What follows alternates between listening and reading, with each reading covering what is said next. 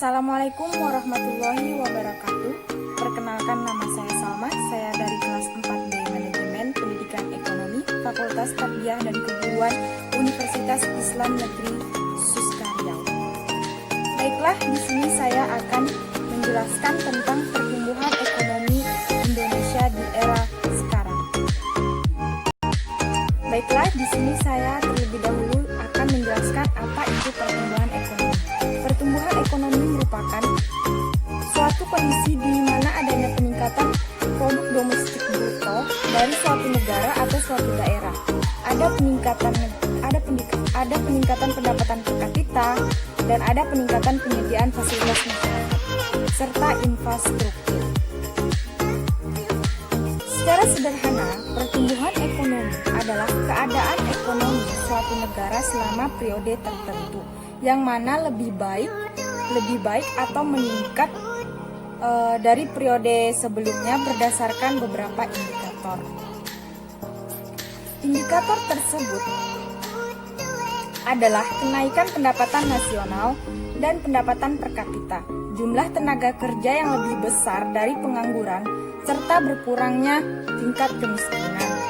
Jika kondisi dari indikator-indikator tersebut menurun dibanding periode sebelumnya, maka negara tersebut tidak mengalami pertumbuhan ekonomi, melainkan kemunduran ekonomi.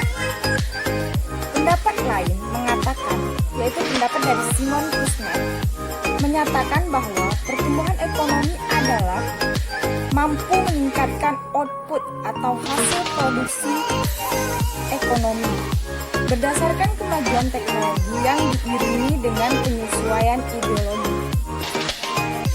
Pertumbuhan ekonomi dapat dijadikan sebagai patokan yang melihat kemajuan suatu negara dan bagaimana hasil dari pembauran yang dilakukan selama periode tersebut. Jika pembangunan yang dilakukan pemerintah berhasil efektif, maka akan terlihat pertumbuhan ekonomi yang signifikan dalam masyarakat. Pertumbuhan ekonomi juga menggambarkan bagaimana kemakmuran rakyat karena dilihat berdasarkan pendapatan per kapita atau pendapatan rata-rata dari penduduk sebuah negara.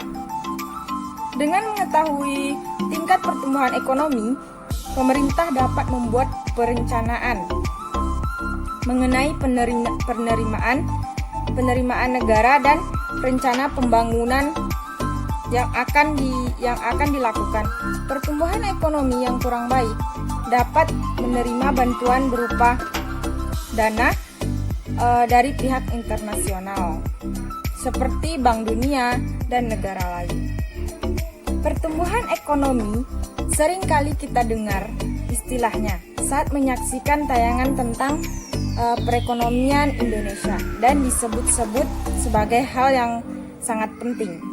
Pertumbuhan ekonomi suatu negara memang berkaitan erat dengan kesejahteraan rakyatnya, sehingga menjadi tolak ukur apakah negara tersebut berada dalam keadaan ekonomi yang baik atau tidak. Pada pembahasan kali ini, saya akan membahas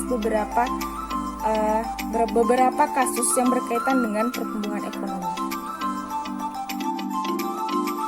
Baik, di sini saya akan menjelaskan kasus yang pertama, yaitu Indonesia masih berpeluang capai target pertumbuhan ekonomi 2021. Indonesia dinilai memiliki peluang untuk mencapai target pertumbuhan ekonomi yang dipasang oleh pemerintah pada 2021. Sejumlah indikator menunjukkan ekonomi Indonesia bisa kembali segera pulih dari tekanan akibat pandemi COVID-19 di tahun ini. Sampai saat ini perekonomian kita masih relatif baik. Memang kita diambang resesi, tapi dunia usaha belum kolaps atau bangkrut, kata pengamat ekonomi dari Center of Reform on Economics.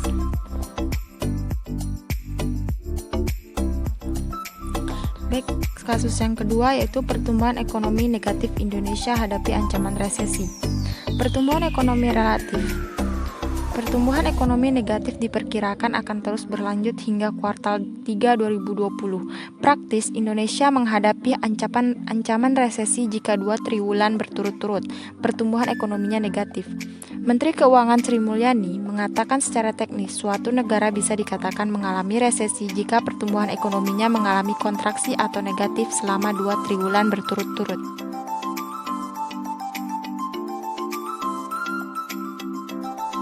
Kasus yang ketiga yaitu Cina diprediksi pimpin pemulihan ekonomi global usai corona.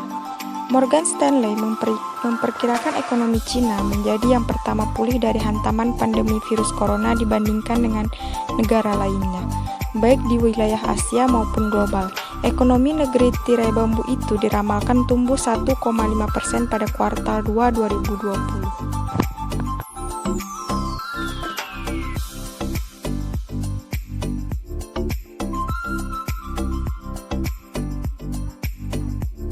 Baik, di kasus yang keempat yaitu Bank Mandiri proyeksi pertumbuhan ekonomi kuartal 2 terkontraksi 3,4%. Bank Mandiri atau Persero, TBK Andri Asmoro mengatakan perekonomian Indonesia akan mengalami pertumbuhan terburuk untuk tahun ini, yaitu terjadi pada kuartal 2 yang diproyeksi terkontraksi hingga 3,4%.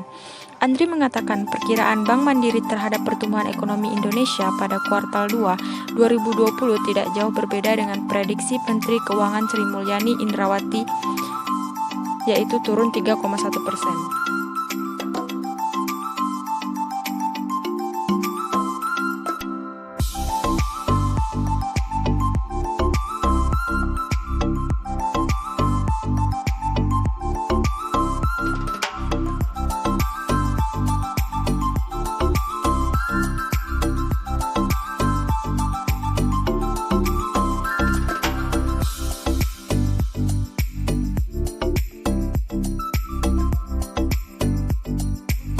Kasus yang kelima yaitu ekonom BNI pertumbuhan ekonomi saat pandemi COVID-19 bisa positif asal Kepala Ekonom Bank BNI Rian Kiriwianto memprediksi perekonomian Indonesia akan mengalami kontraksi atau tumbuh negatif pada kuartal 2 2020 akibat kebijakan pembatasan sosial berskala besar atau PSBB.